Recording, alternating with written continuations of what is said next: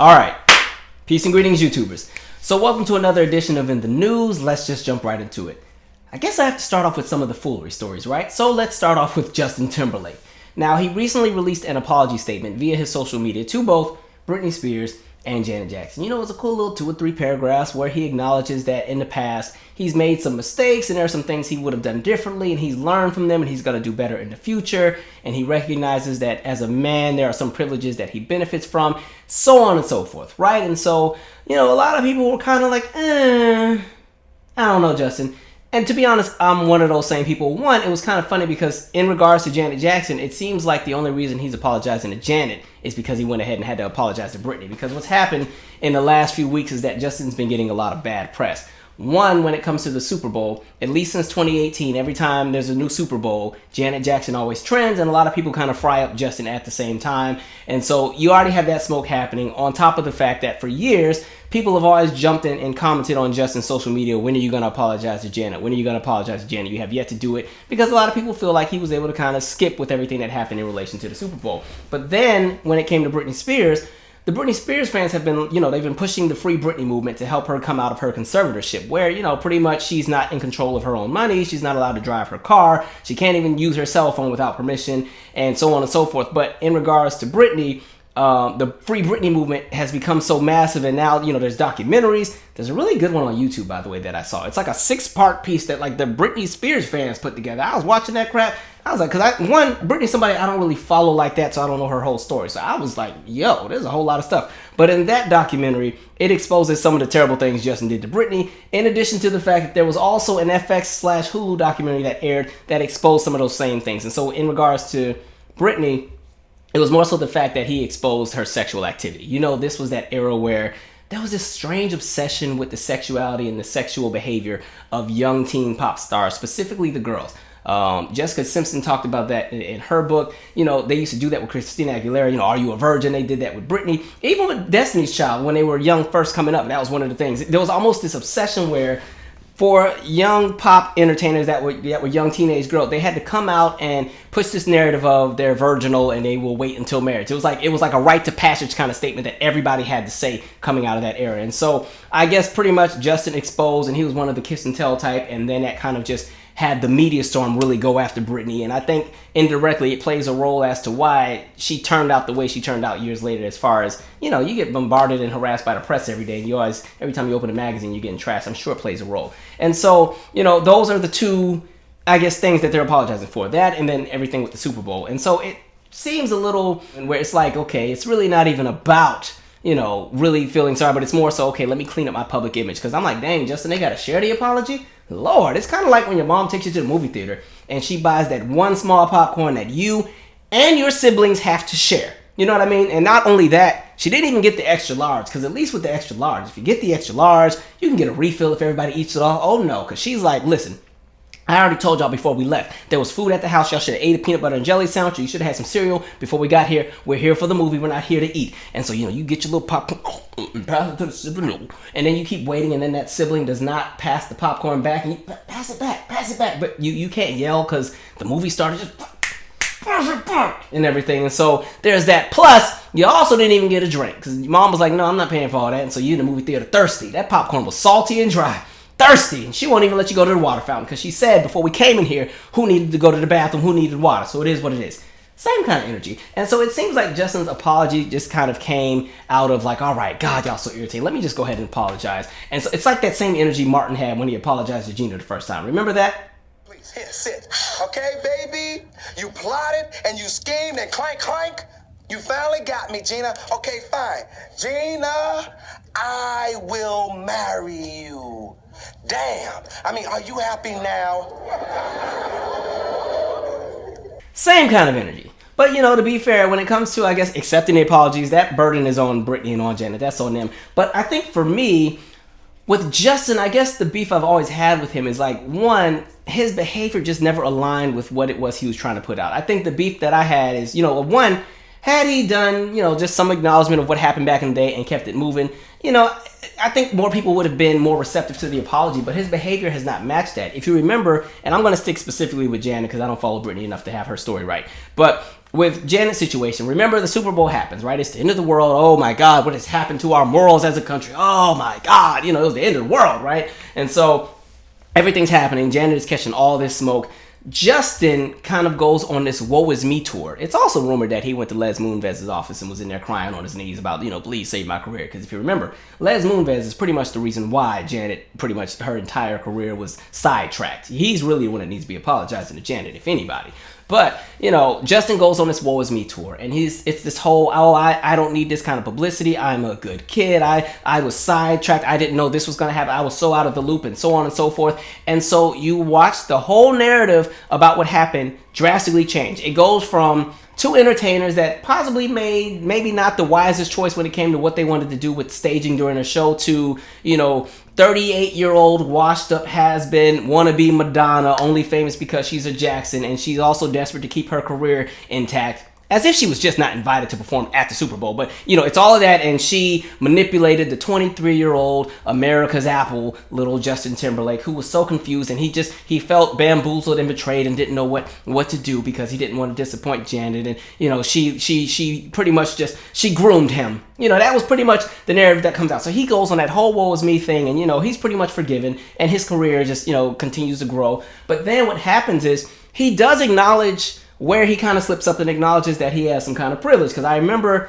2006 as he was getting ready to release the Future Sex Love Sounds album, which, in my opinion, I think the only reason he even did this was because there was an uncertainty about how he would be received by black audiences. Because in 04-05, there were a lot of prominent black figures who were frying him up like, yo, you left Janet and threw her under the bus, and she, her whole career has been sidelined, and you're just skating, and you won't even acknowledge where you messed up or even support her. But anyway, so I felt like there was an uncertainty about how that album would be received. So it's kind of like, let's really clean up the image, because again, a lot of his audience were black folks. Can we be honest? A lot of black people really enjoy Justin Timberlake's music. And so he does this interview. In interview, he says, if it were 50-50, and it's on YouTube, you can actually check it out. He says, if it were 50-50, I think I got 10% of the blame. There was probably more I could have done. And it seems that as a male, there are some privileges I get. And, women are treated differently in the industry. And it seems like America has an issue with ethnic women or ethnic people. He was scared to say black. But I guess, so he did that. So I remember seeing that, and I was like, okay, you know what? Okay, Justin, I'll take it. Plus, I ain't gonna lie, Sexy Back in My Love had some knock to it. So I was like, okay, I had to kind of enjoy it in secret. Like, oh, this sound good, but he ain't this, but this sound good. Just drinking the Kool-Aid. But anyway, that happens. But then you watch him flip the script as soon as the album comes out and is successful. All that apology and I could have done more goes right out the window. Because one, he releases the diss track. And one, it was also dissing Prince, where I'm like, wait, you gonna diss two black...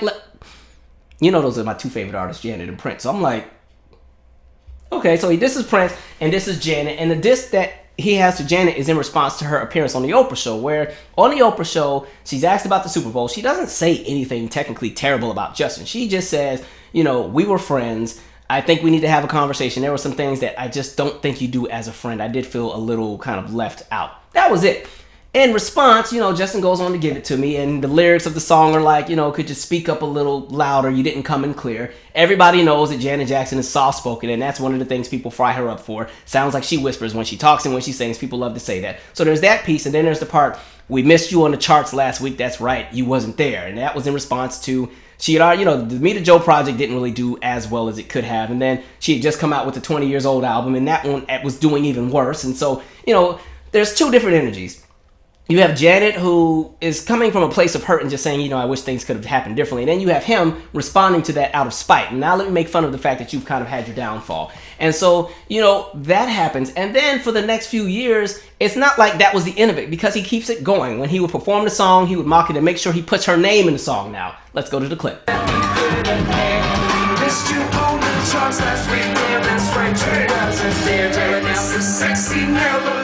And then as you fast forward even further, then it became a mockery about what happened. Let's go to the clip.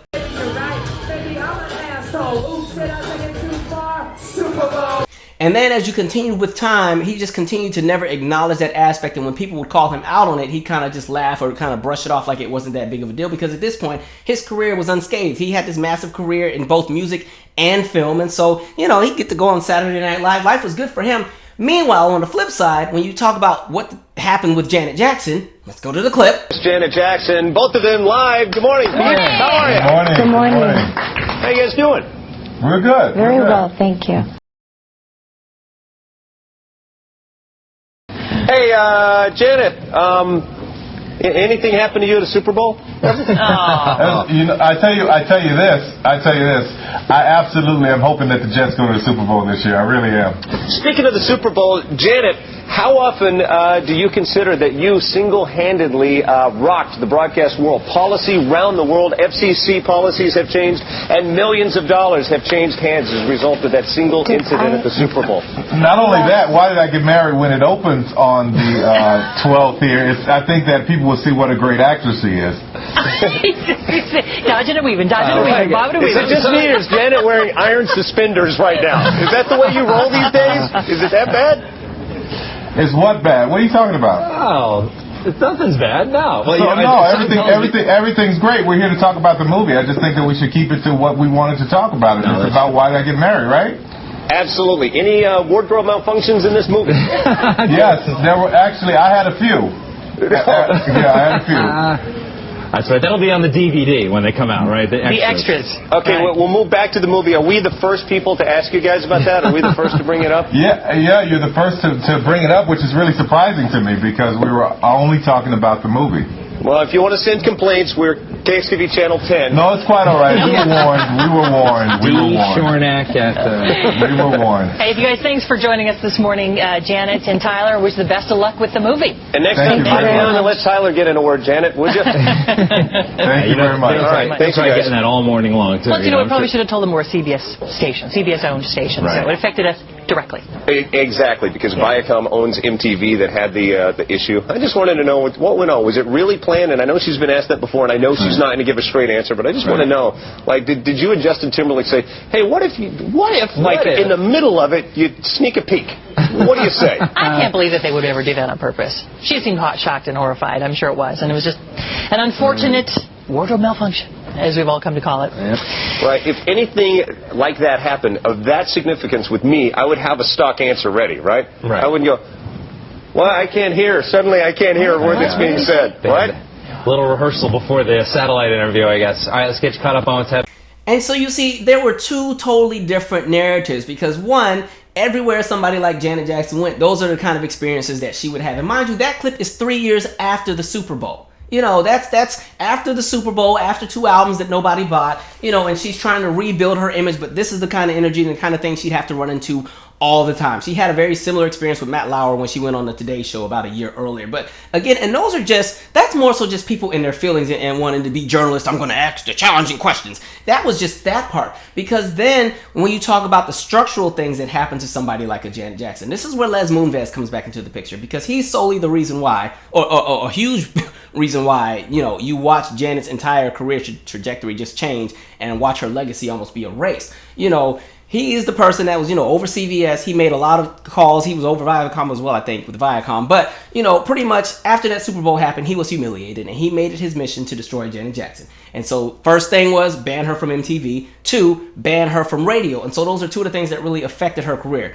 1, she is what you would call an MTV artist. She was one of those artists that were the face of MTV. She comes out of that era of Michael, Madonna, Prince, Whitney, you know, Michael, Madonna, Prince, Whitney, who am I skipping? Janet, and then I guess maybe Mariah, like that group. And then it would later be, you know, the TLCs and Boys and Men's, and fast forward, it would be the Teen Pop Explosion acts. But for Janet, when it came to her albums, because she's what I call a visual entertainer, her music videos have always been, you know, the bread and butter of her career, or at least a portion of it. So in addition to releasing good songs, she would always have a really good video, and those videos would be in heavy rotation on television. Without that TV machine, it worked against her. In addition to that, she was also banned from most of the radio stations in the country, 70% of them. At the time, it was Clear Channel, now it's iHeart. But, you know, and so she was only getting airplay on pretty much Black urban adult contemporary radio stations. All of the major stations were no longer playing her music. And so again, because Janet at least did have a big legacy beforehand, and she had a string of hits and records that were broken that nobody's probably ever going to break, she was still able to have somewhat of a career just on her name alone, but her career was never the same because, again, even when it came to touring, that was a third thing that was pretty much, you know, the nail in the coffin because she could never get sponsors for her tours. 2004 happens with Demita Joe. There's a tour plan. There's nobody who wants to sponsor her tour because they think she's too much of a risk. And so that tour is canceled before it's even announced. 2006, 2007, there's supposed to be the 20YO tour, but unfortunately, the album is not doing that good. And again, now sponsors really don't think she can sell out an arena, so no, absolutely not. And so that tour is canceled. And the sad part with that is she was already in rehearsals for that tour. So pretty much when she finally does tour 2 years later with the Rock With You tour, that was kind of remnants of what the ideas would have been for the previous 2 tours that never took place, so on and so forth. But long story short, her entire career is just pretty much, there was like a roadblock. And so for years, she's the media's punching bag, and there's all kind of jokes and wardrobe malfunction this and wardrobe malfunction that. And, it pushes her into like seclusion where you really don't see her. And this is why I think now the Janet Jackson you see now is very reserved. She doesn't really do a lot of interviews. And long story short, all of the access to what would have been the resources she utilized to build her career were all taken away from her, and she had to literally just live off of the legacy she built between 86 and 2001. And so finally when, Les Moonves is out of the picture and time has passed, and really I think the only reason some people gave her any sympathy was because Michael Jackson died, because it seemed like overnight people all of a sudden loved her because they wanted her to perform at the VMAs. That's what it seemed like. It seemed very fake to me. But by the time she's finally able to really get her career where she wants it to be, she's 50 years old. And so the thing that worked against her was at the time, she was already 38. The industry's already ageist. They're already ready to close the door. And I think something like the Super Bowl just sealed the deal. And so, I will say I think somebody like Janet has been able to rebuild and restructure and rebrand her career. But, the damage is done. And you have an entire generation and a half that is really unfamiliar with Janet Jackson, because during that whole Janet Jackson blackout, in addition to the court cases, because again, this crap went all the way to the Supreme Court. It just got settled a few years ago. But in addition to that blackout, her name was left out of a lot of music conversations. All of a sudden, you were never going to hear her music on a commercial. And again, she wasn't really getting radio play. Her name was never going to be on the greatest of all time list or anything like that. And so you have an entire generation and a half of people who really don't know who she is at all. And you can see that reflected by her streams. You can see it reflected by, her YouTube views. People just aren't familiar with her. It's like what carries her legacy are the people who were there to remember life before 2004. That's it. These new kids they do not follow Janet. They really don't care. It is what it is. And now again, I think she's like 54 now. So different day, different age. But, so all of that happened as a result. And it's not saying that just because Justin would have apologized, it would have fixed what happened to Janet, but it would have just been more so acknowledging that you play a role into what was happening with her, because you didn't even have her back. It's like, damn. And then as the years progress, you're still throwing shots while she's trying to rebuild. That's the messed up part for me. So with Justin, I'm just like, I guess he just reminds me of like the white kid that hangs out with all the black kids at school, and then when somebody gets in trouble, he's nowhere to be found. You know what I mean? Like the principal then came and rounded up everybody. Everybody's in that office with that big giant glass window where you can see the people who are in trouble if they don't close the blinds. And then everybody's like, where's Justin? Where's Justin? Nowhere to be found, because Justin then went and told on everybody because he ain't trying to mess up his scholarship. And so now Justin's walking down the hall and he's gonna make sure to not look in that big window because everybody can see him. He's not gonna look in that window because he knows everybody he just threw under the bus is looking at him sideways, but he already knows he got into Gonzaga, so he's not messing this up. Same energy. I really should have made this its own separate video because I didn't know I just spent a good minute. But I'll just say, look, my next What Happened episode will be a really interesting one when I get to it, because that one's about the Demita Joe project. But anyway, moving on. The next thing I want to address is the obsession with prank culture. And not only just prank culture, but like the stupid pranks that involve people who did not ask to be a part of the foolery. You know what I mean? And so what's happened is you've seen a few tragedies take place over the last few days because people just don't use discernment when they're thinking of these things that they would like to go viral for. And so you saw the situation with the Timothy Wilkes guy where he goes to a parking lot and he has a butcher knife, him and a friend, and they run towards a group of people, pretending that they're going to kill them with a butcher knife. And so, of course, the person who's in the group has a gun and shoots and kills Wilkes, right? Because he thinks that somebody is coming to kill him.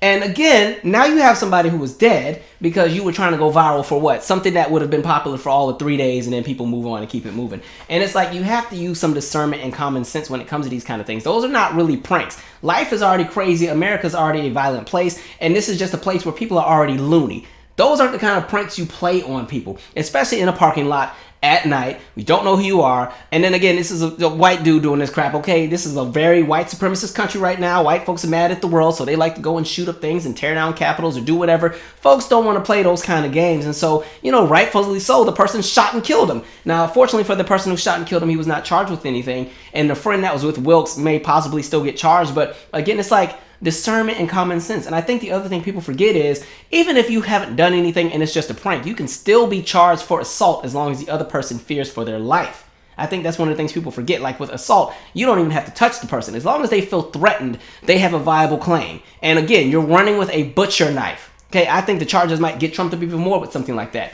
And then we saw the other situation where you had the teenagers that got arrested because they were doing a prank where, and this was in the house with the family, where, you know, they have the fake blood that you use in theater or in movies, and they pretended that somebody was killed, and the family member ends up calling the police because they think somebody in the house is dead, and the police show up. And now, fortunately, nobody was hurt, but come on, can we be honest? Because these are black folks. You know what happens when the police comes to our home. You know what happens. There's always situations where more people get killed on accident. Like, they could have came in there and sprayed up everybody if they felt that there was still, you know, the suspect or the perpetrator in the house still running wild. They could have came in there, sprayed everybody. Like, you have to use common sense and discernment. I understand the obsession with wanting to be famous on the internet or wanting to go viral, but you have to kind of utilize common sense. And I think what happens is, because the whole prank culture has been a thing for like the last 10 years, and literally everything under the sun has been done at this point, people have to try to up the ante and go more extreme, because it's like, what else can we do? Because everything's been done at this point. Everything from, oh, we're getting divorced, and everything from, you know, somebody had a heart attack or drowned in the pool, everything. And so people are running out of ideas, and so it's like, come on. And again, the idea of pretending that your family member is dead and so on and so forth, black people already go through enough trauma as it is. And now you got the police coming in here. And the worst thing is, you know, the family member that called the police, you know, they honestly really felt that the person, you know, was dead or whatever. And the other two who were running the prank didn't even know the police were called. Like, you two could have gotten killed. Like, come on. Then you would have been another hashtag. I would have been on here making a video, and I would have had to fight and cuss out a whole bunch of people at the same time who would have had no sympathy for y'all dying. And so it's just like, people, I need us to do better. I know everybody wants to be famous. Everybody wants to go viral for something, but like, goodness, let it be for something tangible or something of substance. Like, my, you better go over there and learn a TikTok dance like everybody else and keep it moving. Goodness. Anyway, moving on. And then when it comes to the impeachment trial, I think many of us already shared the same sentiment, where it was like, you know that they're not going to convict this man in the Senate. I think I said that a few lives ago or a few videos ago, where it's just like, no, people want to hold on to the status quo. It's just not going to happen. And so I don't think a lot of people are really surprised. Now, I do think there are people who really felt that when the evidence would be presented and they show the visuals and the videos and the audio, that, you know, some of the people would have a heart and say, actually, no, we got to get him out of here. But no, I think the honest conversation is a lot of people are so in love with the idea of power that it trumps empathy. It trumps logic. It trumps reality, because, again, being in certain positions of power bring you a life that most of us will never experience, where it's just not getting that nice 6-figure salary, but, you know, all of the donations. And some of these people are worth 7, 8, and 9 figures just from everything outside of their politics. Just because they're in that Senate seat, it opens other doors, and companies are throwing money at them so that they can make some legislation that keeps them, you know, in a position of benefit as far as those companies and corporations and donors. And so they're not giving that up. And then some of them are also up for re-election in the next 2 or 3 or 4 years, depending on when their Senate tenure is. And so they don't want to be known as the person who went against Trump, because Trump still carries a lot of influence in this country. It doesn't matter how many people dislike this man. He represents the status quo, especially when it comes to the idea of whiteness and white nationalism. And people feel empowered with his influence and with his message, and people have latched onto this man like he's Jesus. And so a lot of these GOP folks are not giving that up. They don't want to shake that kind of table. They don't want to lose their seat. And, you know, when you always want to talk about patriotism and everything else like that, this would be the moment for the patriotism to do something good for the country and so on and so forth. No, they ain't doing that crap. Nope, absolutely not. And so it is what it is. And I think the worst part is recognizing that it wasn't even about whether or not they felt that he was not guilty. It was more so the fact they just already know they're not going to convict him, period, even before the trial started. Just like the previous impeachment. It's like, no, we're not impeaching him. Nope, absolutely not. And so it didn't matter what was said during the last few days. It wasn't going to matter what was showcased. This is why a lot of those senators, they were not paying attention when the videos would come on. You know, they're looking at their phone, they're playing Candy Crush, anything, because, again, I think it does kind of tug at your heartstrings to an extent when you do see some of the things that happen. And so in order to keep that wall up and, you know, I'm not budging on how I feel, like I said, we're not going to acquit, it is what it is. This is a political sham, blah, blah, blah, blah, blah. They have to kind of block themselves out from reality. And so that's what they've done. And again, it's kind of like, again, it's not about whether or not they thought he was guilty or not. It's who cares? We're not budging. And so here we go. We wasted a week and some change and some taxpayer dollars. But I will say, in reality, it may not look like it was something that was successful. In the end, history will tell its story in 20 or 30 years. So a lot of people, as they fall from grace over the next few years and lose their seats, you know, eventually, because people will soon push some of these folks out or they'll die or kick the bucket. A lot of these people will have very tarnished legacies. Mitch McConnell alone, Lord, I don't know what they're going to say at his funeral when his time comes. You know, when Father Time comes and he kicks the bucket, I don't know what can be said at his funeral, but interesting. Ted Cruz, like a lot of them, it will be very interesting. So there's that. But you know what was interesting to me? The part where they were talking about Trump was being informed, like, hey, they're storming the Capitol, they're after Mike Pence. Can you go out there and say something, please? Like, it's getting crazy in here. People's lives are in danger. And he said the bit about, well, looks like they're more outraged than you are, huh? I'm not gonna lie, I fell out laughing so hard. I was like, you know what? Like, listen, if this was not real life, like if the events of the last few years were not taking place and we didn't have so many corrupt politicians just screwing everybody over, and we didn't have everything that happened under the Trump era, and this was like just a TV show, this would have been one of the best shows on TV. Like, I'd be watching this crap every week on Netflix, because Trump would have just been a great TV villain. But damn, this stuff is real. And I'm just like, you gotta be kidding me. That man, that was like, it was almost like, remember Lean On Me? When all the students were protesting, like, oh, Mr. Clark, you got to go out there. You got to do something. I ain't got to do nothing but stay black and die. Same kind of energy, but maybe not. But it's just like, wow. Like I said before, they might as well also just throw the 25th Amendment out. Because if they didn't use it during Trump, I don't know if we will ever have somebody as chaotic and reactive and impulsive as Trump. But if they didn't use it on Trump during any of the shenanigans of the last 4 or 5 years, I don't think they're going to, you could just throw it out. And then even if they ever decide to use it, the first thing they're going to do is measure it up against, well, they didn't use it on Trump for this, so how can you use it on this person for that? So I don't, you can just throw it out. Just go ahead and throw it out. But again, it highlights the fact that we don't have real leaders in this country. Everybody's obsessed with the idea of holding on to power. And that's what it is. And that's why a lot of the people in Congress, both the House and the Senate, they're not really pushing for anything that's really for the people a lot of times. You have a lot of people in there that are just in the way. They're in the way. They're there to maintain the status quo. They're there to keep the chaos going. They're there to secure a check for themselves and their families. And they'll do it at the expense of 330 million people. And that's the part that's sad. And again, when you tie in that element of white nationalism and white supremacy and racism, it stirs the pot even more. And it's like the fertilizer to the problem already. And so here we are, in an era that could be so great, because you're seeing some of the strides that other countries are making when it comes to what they are providing for their people. Then you come to good old America, and we're moving backwards. It's just like, it's a lot, isn't it? It is what it is, though. But I'm not even disappointed with the whole outcome, because we already saw it coming. It's just a reality, and it's a reflection of what is. And I think, if anything, let it be an eye-opener to the conversations that have been had for years and years, where people have kept saying, you're looking at the corruption in your face. They're playing in your faces. They're playing in your face. And so, here we are. Anyway, moving on. In additional foolery, I know we've seen the story about Maria Montessori Academy based in Utah, where they had pretty much gave the parents the option to opt out of any kind of Black history curriculum, activity, assembly, anything at their own discretion. I was like, dang, the kids can't even go to the Black History Month assemblies? Is it that deep? Okay, now the school, once the smoke came, they kind of backtracked and said, okay, actually, no, we changed our mind. We're going to rescind that offer. But I think it paints a bigger picture of just the dangers that exist when, again, you warp and you manipulate the history, because then we're not living in an honest truth. And so that goes back to the conversation we have about American exceptionalism and why I'm such a critic of the idea of American exceptionalism, because it does not challenge the history or the status quo. It doesn't answer the questions that really lead into why things are the way they are. And I think the reason why they are so afraid to have something like any kind of Black History Month, anything, is because when you have any kind of Black history that's highlighted, a lot of times the pioneers that we celebrate in Black history, the people that we uplift, a lot of times their achievements and their accolades were created in response to something that was built in anti-Blackness. It was built in something that was racist. It was built in a conversation where resources weren't there, and they had to invent or create something that would make a way or make a path for them to be able to be successful with what it was that they had. And I think because of that, when you open that conversation, then people want to know why. Why is it that Black people couldn't go to this, or Black people couldn't do that? Or why is it that a Black person had to do this or had to do that? And when you get to the why, you have to account for the racism, and you have to account for the origins of where that racism would come from, and then account from the origins of the fact that that racism brought about profit. And that profit is what, pretty much created what would be the imperialistic nation of the United States, that now carries so much weight and influence around the world. And when you look at how pretty much the country got most of its accolades, it's all in the name of bloodshed, or going and taking over different countries, or again, slavery and sharecropping and convict laws and all of that kind of stuff. Like, it's just, it's so many layers. And I think now people want to run from that.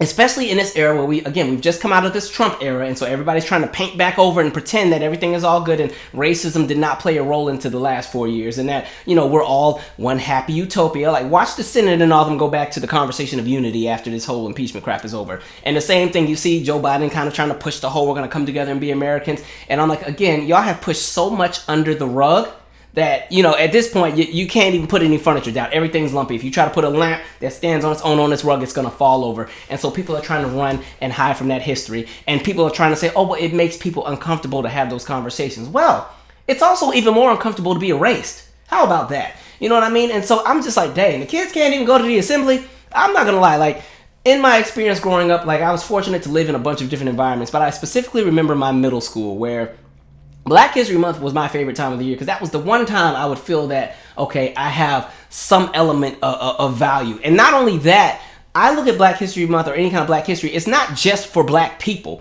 It's to also teach other people about the realities of what it is when it comes to the United States, and to understand concepts and viewpoints and traditions and customs that are different from their own, so that they don't see the world through a specific lens that will go and oppress other people, because they recognize and can see the struggles that have taken place with other groups of people and so on and so forth. But like I was saying, I just remember in middle school, like, I went to Cedar Crest Junior High, Spanaway, Washington. Now, there weren't a lot of Black staff at this school. I think there was one Black math teacher, Mr. Robinson. That was my first Black teacher I ever had in 7th or 8th grade for math. But our vice principal was a Black woman. I think she ended up becoming principal. But this lady named Miss Barnett. And I knew that every Black History Month assembly time, like, Miss Barnett was going to come to that gym. It was going to be a great little assembly that was very nice and safe. Martin Luther King, Rosa Parks, and, we all to come together. We're a family. But I knew Miss Barnett was going to sing. All right, she was kind of like Sister Mary Clarence from Sister Act. She would come, she'd always have this friend with her too, and they'd have their little kente cloth on and everything, and they used to sing some song from, I don't know, it was from like 1991 or something, but she would get that song and put that cassette in the vision, I can see it, every year. And like, it was silly, but in that moment, I just felt like, okay, I feel seen. Because I know as soon as, this week is over, or this month is over, those Black History Month posters come back down. It's back to business as usual. And again, I think the experience for a lot of Black youth who go to schools where there's only so many of them to begin with, and then there's also not really any Black staff, those few moments of symbolism do make somewhat of a difference, and do kind of give you a little bit of motivation where it's like, okay, you're not in this by yourself. But again, it's also, like I said, when you're talking about any kind of Black history, it's a history lesson for everybody. It's not just for Black people. People misconstrue the idea of telling Black narratives as a gift to Black folks. No, it's to tell the truth, so that the world doesn't run around here blind. And there's deeper conversations, because my next topic is going to jump right into that, and you're going to see the end result of what happens when you try to erase the history. But it's so crazy, because it's interesting. If you're threatened by Black history, it's because you must be doing something wrong, or you recognize that you benefit from some of the atrocities that would have happened in that Black history. It also reminds me of being in high school where, it was Black History Month, and again, this is when, at least when I was still in high school, history, slave, any kind of conversation around Black history, it was slavery to Oprah in 15 pages, right? And so I remember my teacher was like, all right, all of you guys are going to do a report on a prominent Black figure, but it cannot be Martin Luther King or Rosa Parks. And I'll always remember there was this white girl in the class that was like, and I'm like, oh, okay, Trick, that's what we do. Oh, okay. All right. And she was annoyed because she was like, I was already going to do Martin Luther King. I'm like, oh, such a challenge to go to Google and find somebody else. All you got to do is print out 3 little pictures, write 3 paragraphs, put it on a poster, and get some glue and glitter. Relax. But it's kind of like, you know what I mean? And so it's funny because she had such an attitude because she was going to have to do the work and look up somebody else. And I'm like, as if Paul Revere hasn't been in the history books for 300 years and all he did was ride a damn horse. Relax. Like, man, I forgot her name, but let me be quiet anyway. But again, you just see the foolery. And the thing that's also interesting is this is in Utah. There's always this conversation that all the racism is only in the South. It's the backwoods of the South in Mississippi and, people in the mobile home parks in Louisiana. Oh, no, it's out there in the West, too. That's out there in Utah where, the air's a little bit clearer and, sunshine, lollipops, and rainbows, West Coast, the West, exactly where I'm from. So again, I want people to also get away from the narrative of thinking that, racism does not exist on the West Coast or in the West or up north. It's all throughout this country. It's global. And so what I want to do, because this is just one piece, and the question becomes, what happens when you try to change the narrative and erase certain bits? What are the outcomes that come into play? So let's jump into it. And one more thing, by the way, because I forgot to say this earlier. if I were one of the kids in that class, I would take a mental note of every kid that was escorted out of the classroom when it was time to talk about any kind of black history. And they're already only talking about the same 2 or 3 things anyway. But, I would definitely take a mental note of who left the classroom, because now I'm like, okay, I know whose house I won't be going to. But on top of that, I might have to meet some folks at the playground afterwards. And so you're already setting the next generation up to continue that same cycle. That's how white supremacy already works. It's playing right into that system. It's structural. That's why when people start talking about racism and calling it out, and people try to tell other people to shut up about it, oh no, this is the prime example right here. The idea of trying to hide everything and push it under the rug or act like it didn't exist and then we can all move on. That's not how this works. Which leads me to my next part. Austin Chenge, you tried it. I've been waiting to get you. I was going to let him slide because I did not want to expand his platform by giving him attention, but he's doubled down, so okay, I guess I have time today. So, first of all, Austin Chenge is running to be governor of the state of Michigan. Let me go ahead and read the statement that pretty much everybody was talking about a few days ago. I will cancel Black History Month in Michigan. It's offensive, unfair, maybe illegal. Americans from all backgrounds deserve a revered history. I'll declare American History Month. Austin Chenge. And then he has like some hashtags, veteran, and the first Republican governor candidate for Michigan. And I'm kind of like, by the way, I don't know if you want kudos for being the first one to sign up, but I remember being in school and even in college, and sometimes the very first person who finished the exam also failed the exam, so take it how you want it. But for me, one, the nerve. The nerve. The nerve. First of all, let me say this. You would think that if somebody is running for a governor of a state like Michigan, you'd think that the issues that they would want to jump on would be the things that the people actually care about. I don't know. Maybe the Flint water crisis. At this point, they're doing the pipe restoration project and trying to replace all the pipes. Maybe it's not moving as fast as the people of the city would like for it to go. So maybe that's something you harp on. Or maybe the economy. Or because, again, we've been through pretty much at this point a recession and a depression in response to COVID, or things dealing with education, things that the people are worried about. And the first thing on your mind was Black History Month. That is the one thing that just had you losing sleep at night. I mean, you had to get in your car at 3 in the morning and drive in the rain to the Sade soundtracks because you just were losing sleep over the stress of the fact that there's a Black History Month. The fact that Black accolades are somehow being acknowledged, that bothers you. But what makes it worse is, one, his lineage is not rooted in the United States, and he does not share the same experience of Black Americans because he is from Nigeria. And so in that conversation, the argument has always been for anybody in any element of the diaspora, whatever country you go to, you respect the plight of the people who are in that country. And so as somebody who is not even from here, you don't get to come over here and try to tear down something that Black people built. Because one, that's not your lane or your lane. You don't have the range for that conversation. And again, you're not privy to that kind of element of power. Absolutely not. It's downright insulting. But the other element again is, he has bought into all of what I call that exceptionalism Kool-Aid, where you can put everything into the American blanket. It doesn't work like that. And so again, he has no idea of how history operates. And so his same actions are reflective of what some of those kids who would have come to that school in Utah would be like as adults, because clearly he has no education when it comes to something like history in the United States. And also you can tell he does not care about the plight of Black Americans to begin with. That would be like if I decided to move to Nigeria.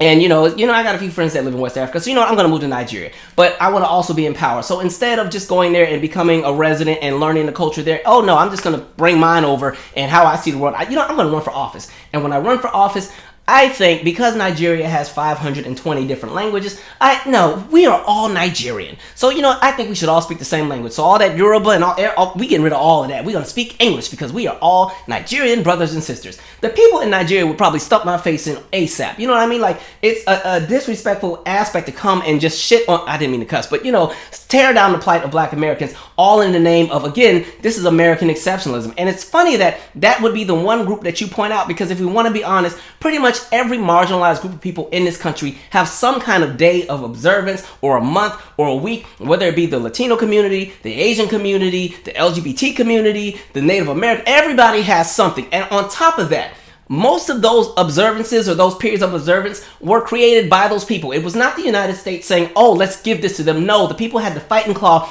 just for that little bit of symbolism. And that's the funny part. Black people collectively in the United States right now are in a battle and fighting for tangibles, fighting to structurally change the way things are. And then here you go, chipping away at the symbolism, which is the one thing, that was just to make us stay motivated as we fought for the bigger things. Now you're chipping, you're in the way.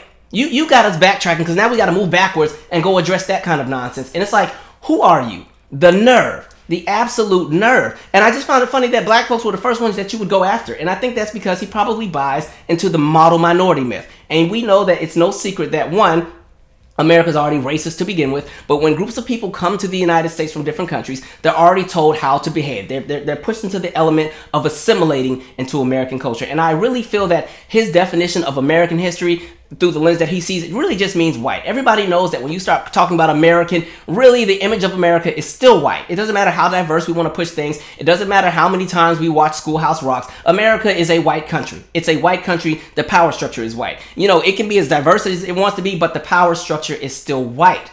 And so when we talk about the idea of model minority, a lot of people, sadly, they come to the United States, they strip away who they are to try to assimilate so that they have an opportunity to climb. And specifically when it comes to those who come from the continent or even from the Caribbean or even black people who come from Central and South America, they're already told ahead of time, when you get to the United States, if you want to make it, disassociate from black people. Because they are nothing but trouble. They're lazy, they don't work, they got 850,000 kids and the father is not around. They all want to ask for handouts. They're the ones that are doing the crime. They're the reason why America will never be great again. It's them. Stay away from them. If you want to make it, be like us. What is the definition of us? White. White viewpoints, white nationalism, and that's pretty much his platform. His platform has been decided to be rooted in anti-blackness with a sprinkle of, white nationalism and white supremacy just for some extra razzle-dazzle, because he recognizes that, if he can disassociate from that, he might be able to get a little bit more leverage with white Americans, which I find funny because a state like Michigan has a black population of 14.1%. And so it's interesting to see that that is not the group that you would at least try to pull in first as you bring in everybody else. And so you've hopped onto that foolery,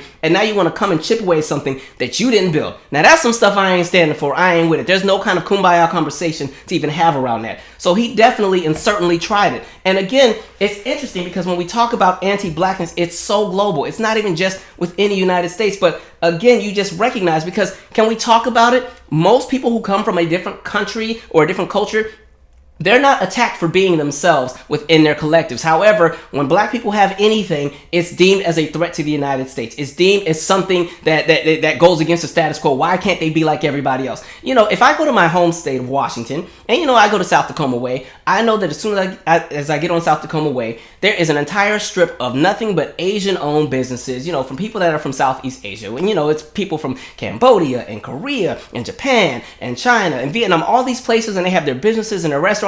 And even the signs of the businesses are not even in English. They're in the languages of the people that are respective to that culture. And me, do I get offended? Absolutely not, because I recognize that collectively they still would like to celebrate and identify with who they are collectively, and they like to have their businesses, so on and so forth. You never see anybody go after them, and I'm not telling people to go do that, but I'm just saying I want you to see the discrepancy. And you see the same, like, let's talk about television. If you have something like Univision or what's the other network? Telemundo. Nobody has a problem with it because people respect the fact that, okay, people who come from the Latino and Hispanic nations and everything else like that, they also do have a culture that they share that they also want to celebrate amongst themselves. People are fine with it. But when it comes to the black experience, people feel that they own any element of black success or any kind of element of black ownership. People think that they own it. And so we're not allowed to have anything. It's always a threat and deemed, something that goes against the status quo. That's why when something like A Black Girl's Rock came out, everybody was up in arms. Oh my God, what about white women? Damn, this ain't your network. No disrespect. Like, something like White Girls Rock would be every award show we see every year. And so, again, black people aren't allowed to distinctively celebrate themselves without something white being attached to it. It's the reality. That's why even in Hollywood with movies, there's always a white savior complex if there's any kind of heroicism type movie about black anything. That's why you saw in a movie like Hidden Figures, they changed the entire script and created that whole scene where, he creates the bathroom for black women to use because Taraji had to go all the way across to the other side of the property to use the bathroom. That did not happen in real life. But again, when you go into these offices, they always say, oh, well, we need to put a white person in here to make it look better. Because again, like I said in the previous segment, when you have the conversations about black history, it opens up the conversation about why. Why do things have to be addressed the way that they are? Why do you have to highlight this black person who did something? Why? Because it's in response to something else that happened before. What is that thing that happened before? Racism. What did that racism create? It created limitations, it created laws, it created everything. And so again, going back to Austin Chenge, He is somebody who knows nothing. I already know. When you're talking about the conversations of slavery and sharecropping and convict leasing and black codes and all of that, he has no idea about any of that, and he also does not care because he has disassociated himself with anything black. And I feel like he's also done that in relation to the idea of him even being Nigerian, because the only time he references the fact that he is Nigerian is in one post that he made where he's making this argument against, I guess, Biden has the new path to citizenship. And he said, well, me as a Nigerian, I did this process and I waited for however many years and then my family came. Is that fair for everybody else to go and just jump across the border? And so the one time you see him utilize his nationality as far as being Nigerian, it's playing into the myth of model minority. It's playing into, I'm one of the good ones. I was well behaved. Look at me. Because even when you go to his Instagram, there's nothing but white people on it. I'm like, okay, who are you? That's the question. Like, what is your actual identity? He's erased not even just any kind of association to blackness, but even when it comes to his Nigerian heritage, he's not shouting it out unless it's to be performative or to showcase, I'm one of the good ones. And so when you go to his Instagram, every single picture is him with white men or with white women. Those are the only people on all of his Instagram. The one time you see somebody black is some black dude standing with a gun at the Capitol during the insurrection. But he's not in the picture with that man. You know what I mean? Because again, that would pretty much put him in a position where, okay, too much proximity to black folks. I'm not one of them. Absolutely not. And so you see that happen. Like, come on. Like, I just recognize that when people run for office, normally they take pictures with their mom or this is my mom, these are my kids, this is my wife, this is my best friend. None of that. How come I don't see no pictures of you and moms in her traditional Sunday clothes? You know, like, especially if you've ever seen, like, in West African culture, the women have these beautiful, just Sunday outfits, bright colors, vibrant. I love seeing, anytime when you watch like any kind of world event where it's all the world leaders together, I love to see the people from the continent on there with those outfits. I'm like, they are killing it. Because, you know, over here we had been conditioned for so many years to just be professional. So I love to kind of see the unapologeticness of them being themselves. But here you go.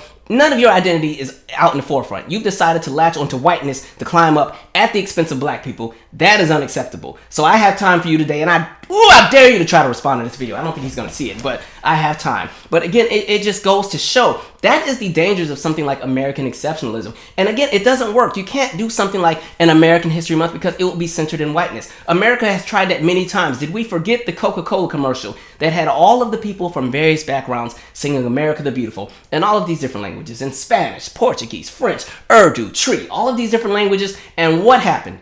White America lost their ish. They lost their mind. Oh my, I can't believe it. They need to sing it in American. And so that commercial never aired again because it got that much backlash.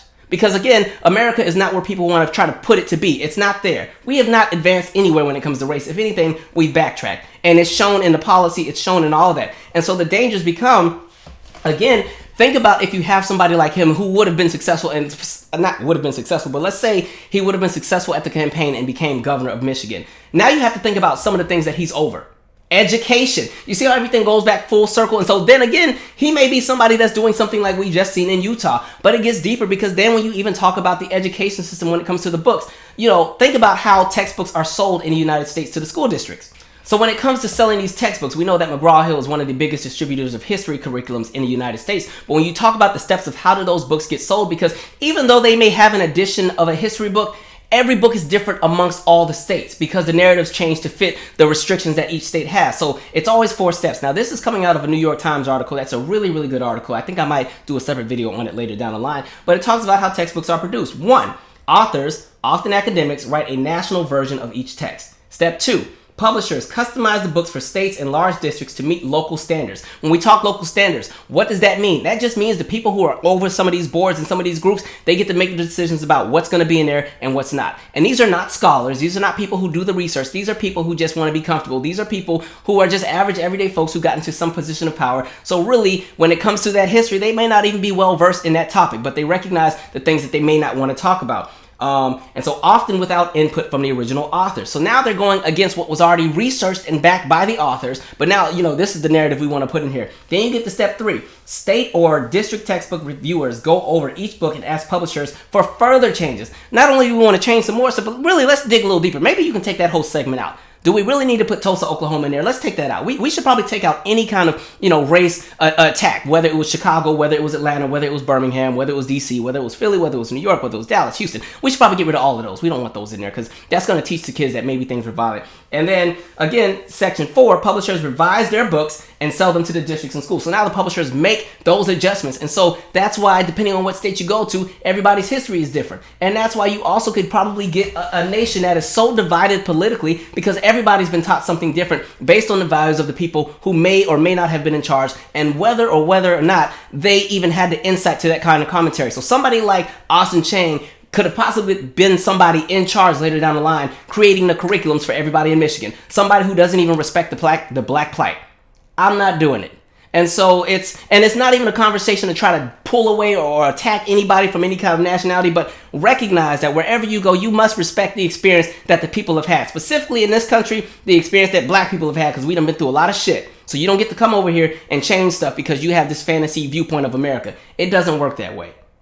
Just foolery, you know what I mean? It's like you see just random people just swear that they need to be in a position of power, and then they buy into the same status quo, and you keep getting the same thing over and over, and that's how that system operates. He is playing right into the role that was created for him.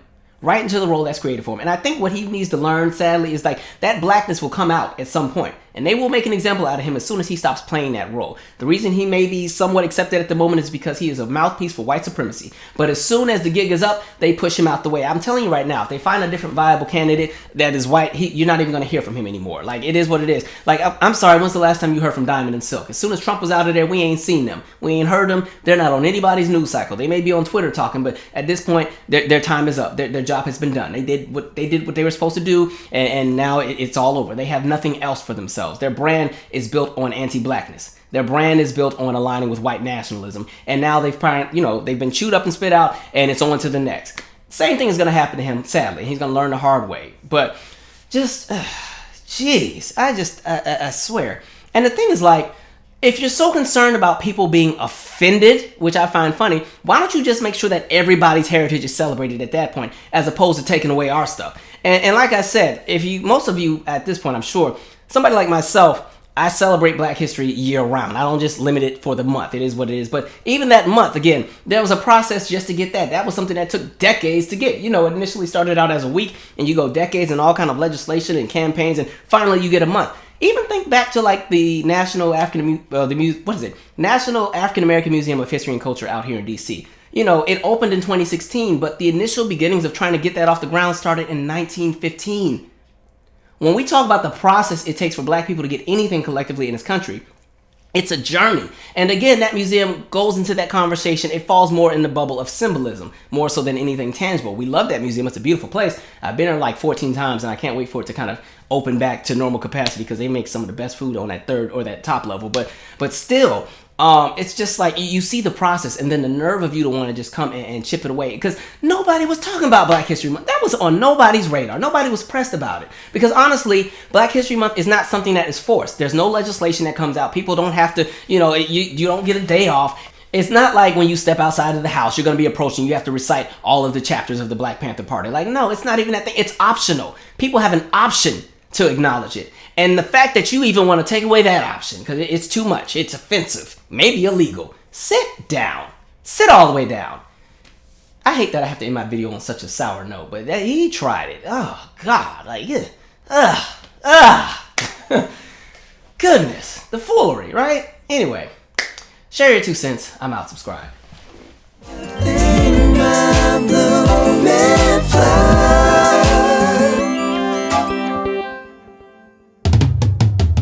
We set the mood up, we set the mood up. So baby, don't you change a thing.